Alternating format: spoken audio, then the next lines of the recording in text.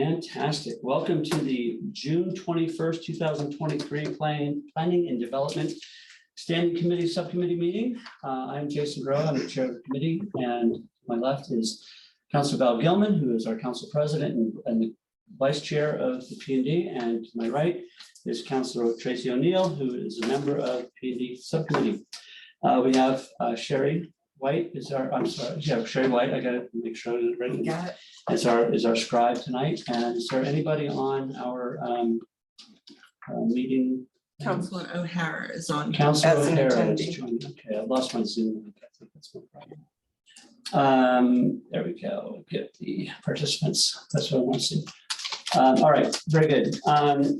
We have one issue that's going to be continued tonight. That is the request for referral to planning board by the owner of 24 Conlon Road for pursuant to Gloucester zoning ordinance section 1.11.3 for an informal review of a proposed amendment to add a transfer station use to the Gloucester zoning ordinance. That will be continued to July 5th, 2023. So the first thing we're going to do tonight, I'm going to use my discretion here to move us to item number 5, special events application, so that Officer Parody can get back to cruising around and protecting us from Fiesta. So we have, he is here to request street closures for the Gloucester Community Safety Day, which is September 16th, 2023, with a rain date of September 17th, 2023. This ought to go quickly. Officer Parody, if you could just give us a little quick summation of what the event is. Officer Parody with the Gloucester Police Department. This is an annual event that showcases different first responder vehicles from throughout the Commonwealth of Massachusetts. You name the agency, they'll most likely be here. It also doubles as a fundraiser for a local nonprofit that we haven't announced yet. There's bouncy houses, there's dunk tanks. We're looking for somebody to get into the dunk tank if you know anybody. You're not allowed to hold me under, Tracy.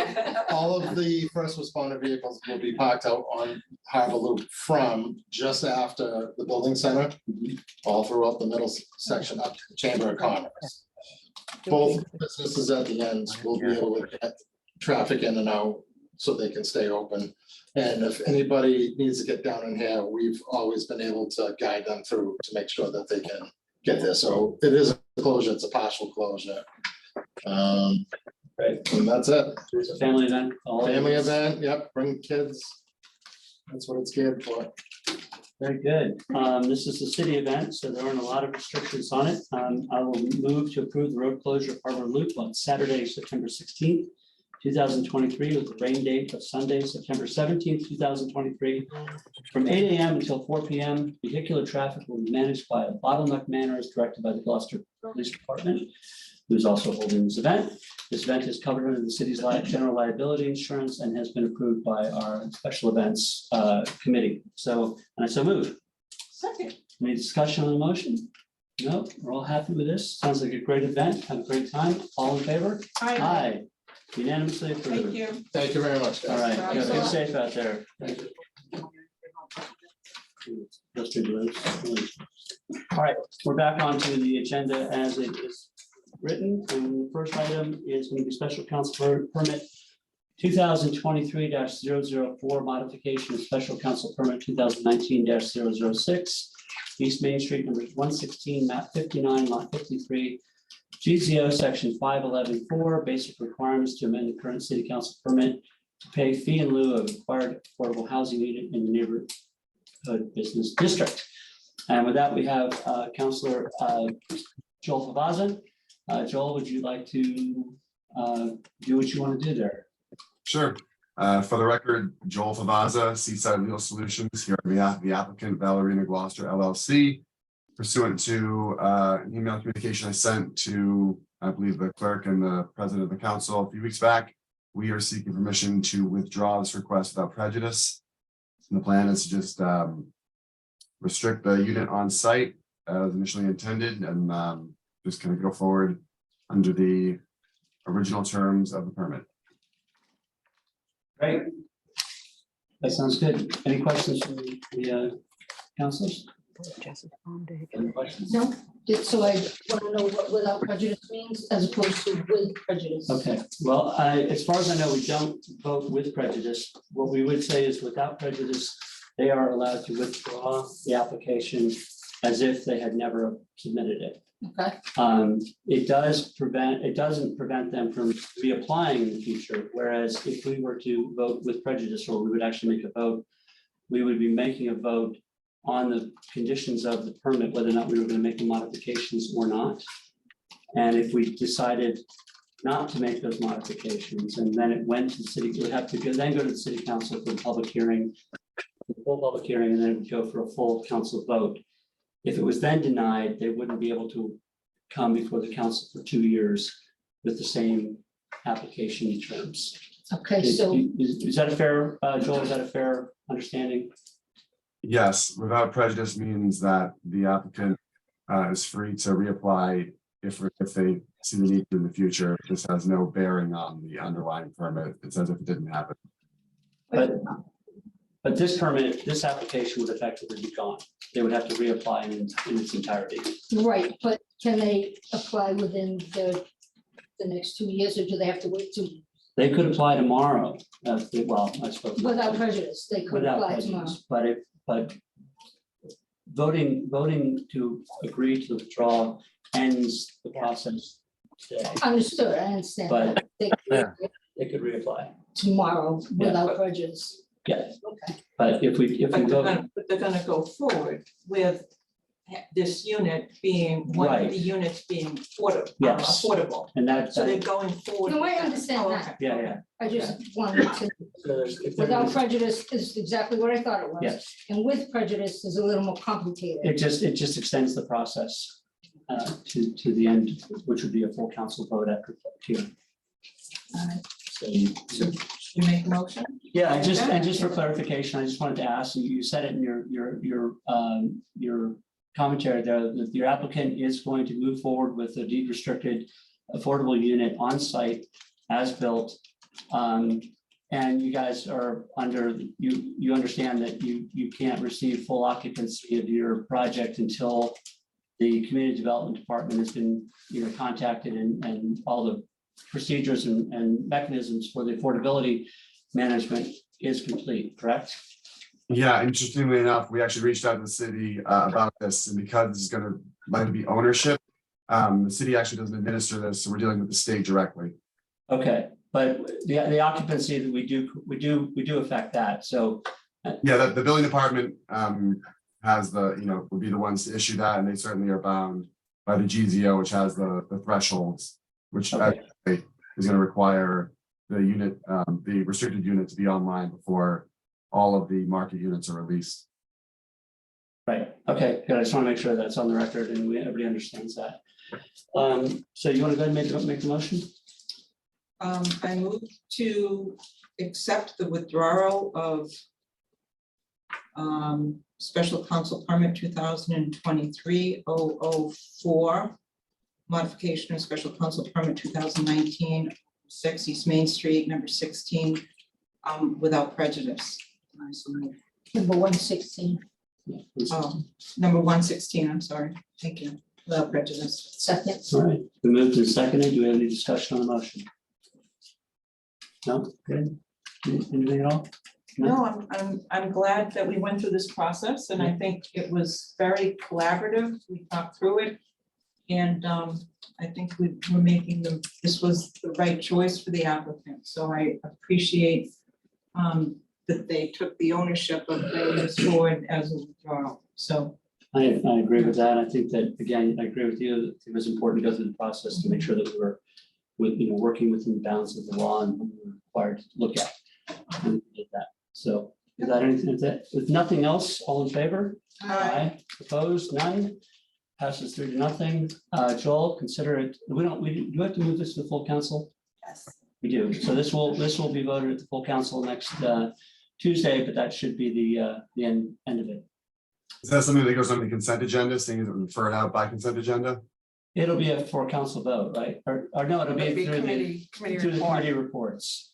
Got it. So it'll be on that, and then we won't have, there's no need for a public hearing or anything of all that. It'll just be a straight vote. Okay, Very I'll good. plan to be in attendance in case there's any questions, but otherwise, this has been helpful. Okay, Thank you, all right, Joel. thanks a lot, Joel. Thank you. All right, then, we are on to number 2, rezoning 2023-002, Madison Avenue, number 36, map 39, lot 41, from extensive business to R5, EB, extensive business to R5, high-density residential. And for that, we have Mr. and Mrs. Mondello. Remind me of your first names, I'm sorry. Tom and Beth. And so you're gonna basically give us a quick synopsis about why you're here, and then we're gonna talk about it. Well, we want to rezone the property, just kind of, clean up the landscape, make it nicer. We're gonna be moving over here. It's gonna be our retirement home. And we want to kind of just make it a lot better than it is. And we really feel there's no use as far as EB as it was. I don't even know why it ever was that before, because there's no access to make anything down there anyways. So that's basically our goal. The end goal is to make the property nicer, bring it up to with our neighbors with, in comparison to what they have going on. Clear out the trees and the trash. Sorry? Did you get all that? Yeah, I did. She said something. I didn't hear what she said. She said clear the trees, down, open it up, get some, light in. To make it pretty. Making pretty is good. Very good. So do we have any questions from the committee? I saw that the petition was filled out and the butters were all notified Correct. and they all agreed that this was fine. If I'm not mistaken, Yeah, yes. yeah. let's get to that. And it seems reasonable to me. Jason was good enough to go by your property today and take lots of pictures for us, which was helpful for us. So. Yep, him and I met, yep. Can I just ask what the reasoning is for that? For what? Taking the pictures? Oh, just to help us out because we didn't do a site We visit. didn't do a site visit, so. Oh, we okay, okay, didn't take a look at what the property looked like and, Yeah, in general. okay. Give you a better understanding of what, yeah. It's all exactly. new to us, so. That's all right. Do you have any questions? No, I'm very familiar with the area, Madison Ave, so, and I know the house, it's a nice little house.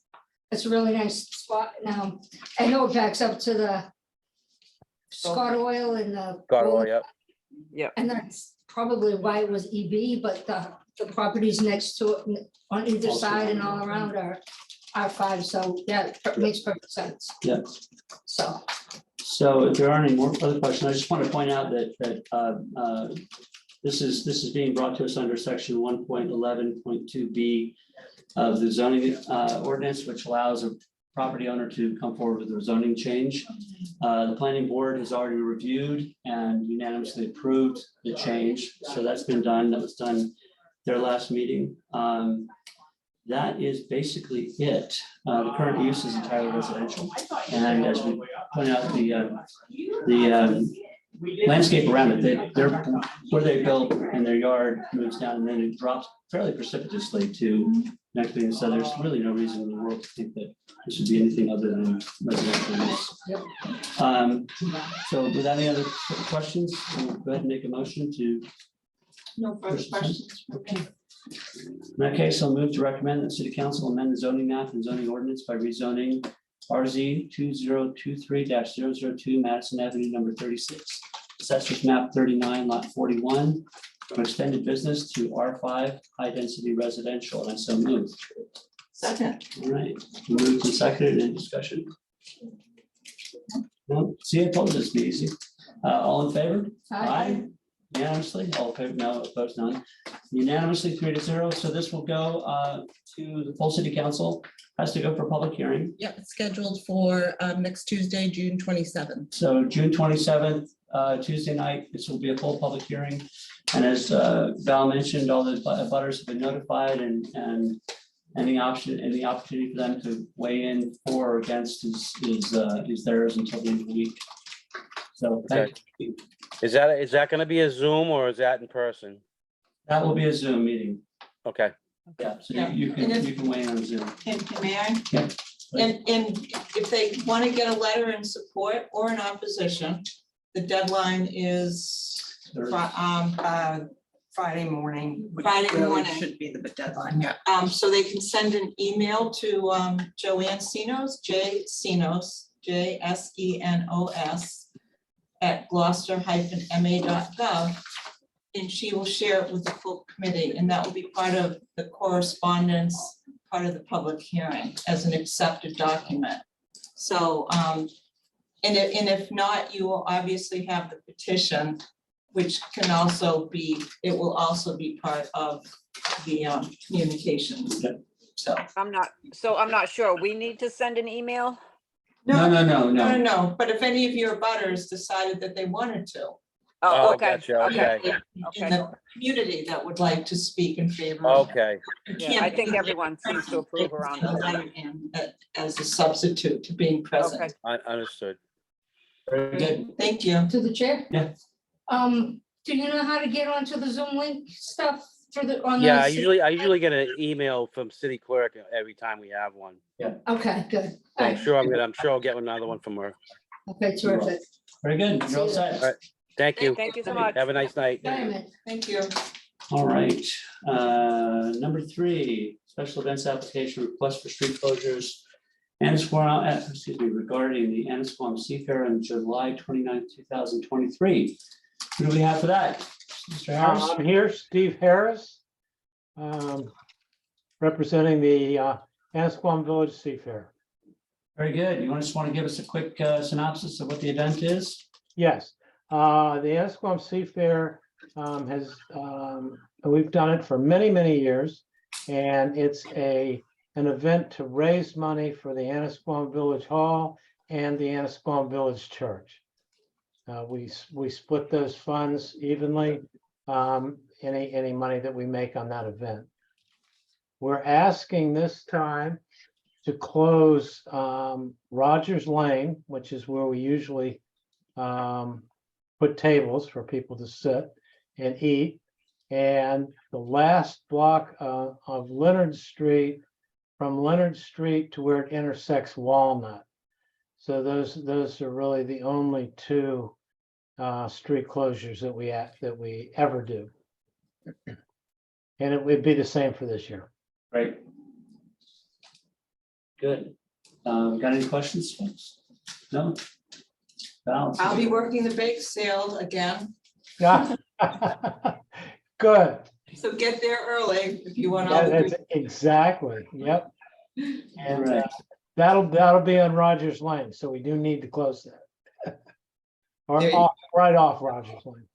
Excellent. All right. Well, in that case, we're going to move to approve the road closure of Rogers Lane and Leonard Street between Bridgewater Street and Walnut Street from 9 a.m. to 4:30 p.m. on Saturday, July 29th, 2023, for the purpose of the Annisquam Association conducting the Annisquam Seafair with the following conditions.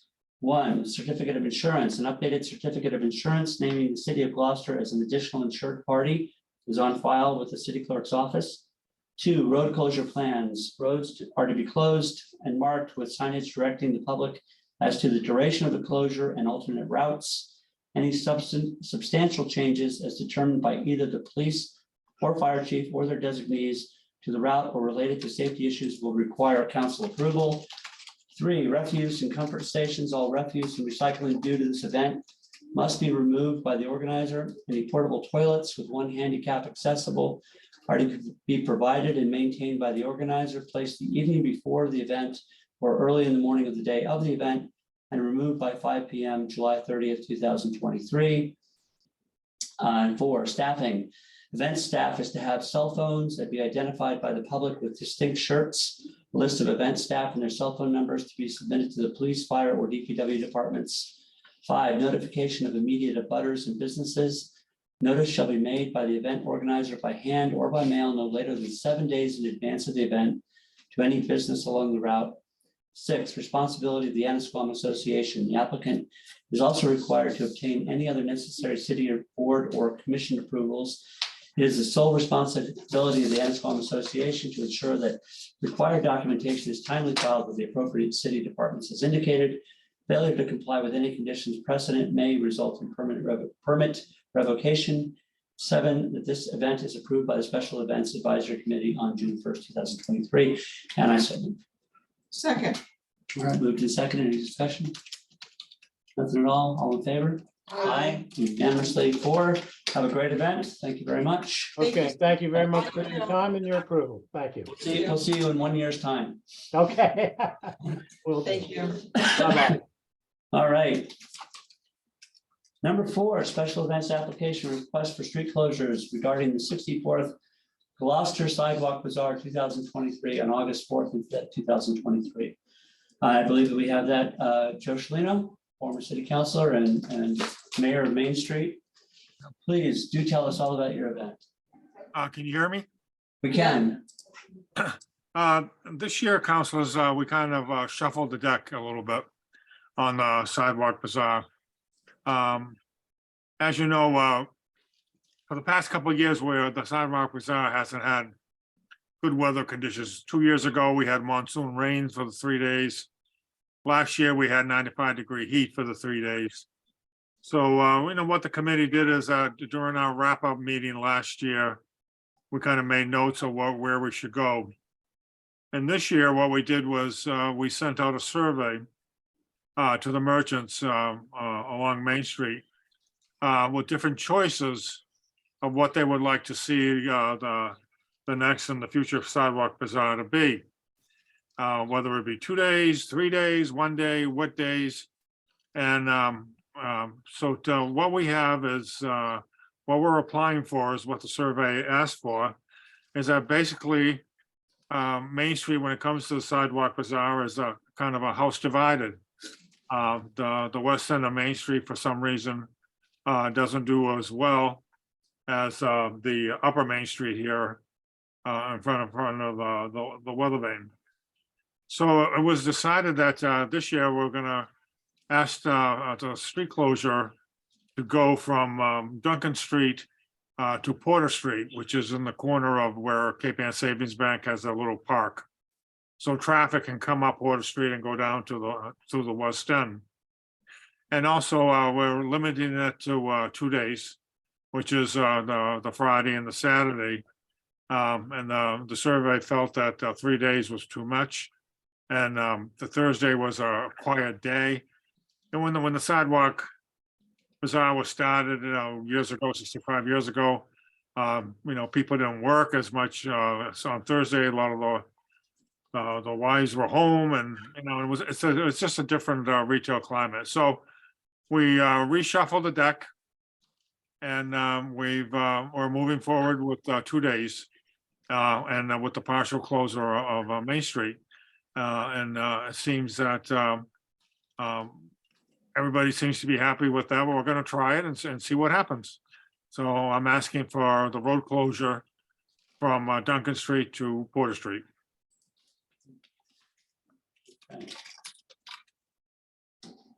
Any questions? No, No questions. I'm glad. So tell me a little bit about the survey, because I last year when I was wandering around downtown, you know, a number of merchants did sort of complain about the sidewalk bazaar, said that they didn't feel very connected to the event. And, you know, we're not sure that it was doing them quite the same in terms of their sales and all that it might be doing to the folks who were actually on the street. How have you addressed that issue? Well, what we did, we sent out a survey, and I think it was probably, I don't know, March or April, and of where we're at, and the choices. Do you want 3 days? And do you want it or do you not want it? And it came back. A lot of the stores down there on the west end didn't want it. You know, Virgilio's had a problem with it. Cafe Cecilia had a problem with it. The Cave had a problem. So, you know, but on this end, which is wider, a lot of the retailers wanted it. This year, which is going to be a little bit different also, is that we don't have to work around the Jersey barriers like we've had for the past few years. And that was difficult because what that gave us was dead space. Since, you know, the restaurants didn't come out during the day, we had those Jersey barriers out there. So, you know, it's one of those things, Counselor, we're trying to make everybody happy as best we can. And we're gonna try it and see how that works for down there. I find, I've been on Main Street for 31 years. I always do very well for the Sidewalk Bazaar, but you have to put an effort into it. And I find that a lot of people that complain don't put any effort into Sidewalk Bazaar. It's just a regular business day, and you got to get something to attract your customers. So we'll see how this works out. If this doesn't work out this year, it's probably a good percentage that we'll just cancel the whole thing next year. But I think the people up here on this end, and I've already got the nonprofits are coming in. I've got some food trucks, and people like our vendors coming in. So there's an interest in it, and the way downtown is configured up on the upper end here, it's wider, and we have a lot of the banks are up here, so that gives us a lot of space to put other vendors, and they don't have to put them in front of another retailer. So the topography works better for the upper Main Street than it does down at the west end. So that's the issue. We've listened to everybody, and this is the decisions that were made. Well, I appreciate that you've listened to the merchants along the way and got their feedback. I think that's really important, and I think it's a good faith effort to try to make things work, more broadly for people. Absolutely, and we'll try it and see how it works out. And last year I had Joe Virgilio in my store screaming up and down that he had 10 people working and the street was closed and all that. But at the end of the 3 days, I think he managed to do very well down there, but he wasn't happy. Okay. And there's a few other people that weren't happy. So we don't want to force anybody to do anything they don't want to do. So Very good. All right. that's where we're at. I'll go ahead and read a motion. Move to approve the road closure of Main Street from Duncan Street to Porter Street from 7 a.m. to 6 p.m. Friday, August 4th, 2023, and Saturday, August 5th, 2023, for the purpose of the Gloucester Downtown Association conducting the Gloucester Sidewalk Bazaar with the following conditions. 1, a memorandum of the City of Gloucester that shows the GDA Sidewalk Bazaar is covered under the city's insurance has been received. 2, there are to be no vendor setups on the sidewalk blocking hydrants, crosswalks, or handicap ramps. Vendor setups are not to extend beyond the marked parking lines on the streets. No vendor setups in front of the police station other than the area designated by the police department. 4, all vendor setups must allow for unobstructed drivable area along the entire sidewalk days route slightly wider at the curb near 85 Main Street to maintain adequate access for emergency vehicles. Failure to do so may necessitate the removal or relocation of the vendor at the discretion of the fire department, the police department, or the event agent of the GDA. Number 5, the organizers shall allow the fire department drive-through access with a fire engine once each day of the event on or about 9 a.m. and 1 random drive-through to be decided by the fire department. 6, no parking or unloading of goods on any of the above mentioned streets after 8:50 a.m. until 5 p.m. on each of the days of the Gloucester Sidewalk Bazaar. 7, event staff is to have cell phones and be identified by the public with distinct shirts. A list of event staff and their cell phone numbers to be submitted to the police, fire, or DPW departments in advance of the first day of the Sidewalk Bazaar. 8, the GDA is also required to obtain any necessary approvals from appropriate city departments. It is the sole responsibility of the applicant to ensure that all required documentation is filed in a timely manner as indicated. Failure to comply with any conditions precedent may result in permit revocation. And the applicant is also required to comply with any requirements made by the departments through the Special Events Advisory Committee, including vending. I so move. You make the motion to award. Second. There you go. Have been moved and seconded. Any discussion on the motion? I'd just like to thank Joe for the process that you've laid out, because I think realizing that there were some people in favor and against, and then going back to them and checking back, I think it makes sense. I think 3 days is long, in my opinion, and I always love going to the sidewalk bazaar. And I like the compromise, so good luck, and you bet that many of us will be down there to support the sidewalk bazaar, so thank you. Maybe, may the weather be in your favor. Yeah. Thank Um, you. All in favor? Aye. Aye. Opposed, none, unanimously approved. Have a great event, Joe. Thank you, councilors. All Thank you. right, See ya. I think we're done. No? I'm kidding. She's been sitting here since the very beginning.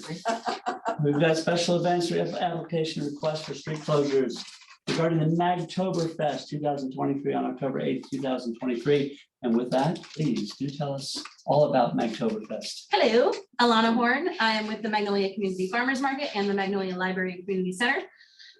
This is our third year in a row hosting Magtoberfest, which started as a simple idea of a harvest fest at the end of our farmers market and turned into celebration of community and an alignment between the market and the library to raise funds for the library.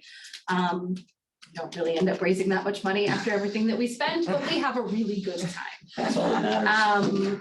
The road closure would be from the corner of Norman Ave and Lexington Ave to the corner of Flume Road and Lexington Ave, which is the same road closure that we do for the farmer's market.